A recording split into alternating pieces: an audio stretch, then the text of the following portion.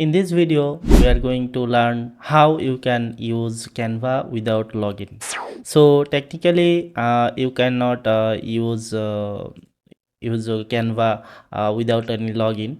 You can use Canva without logging in, but with some limitations. Here's how you can use Canva without login. So option number one is just type canva.com, and you will lead to this landing page where you can see there are some template in here. If I just click on browse all templates, it will lead to me here.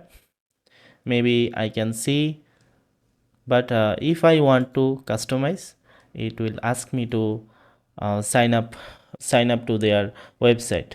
Second one is you can use a preview link, which I have here. As you can see, I can only see and select the elements, but I cannot move these things or elements. So if you want to download it, you can't download, you can't edit. And the last method is incognito mode. If you just go to incognito mode and type canva.com or paste the preview links in here, you can do so. If I just select in here, start designing, it will asking me to sign in their website. So technically you cannot use properly Canva in your computer or mobile without signing in. So it's better just sign up in here.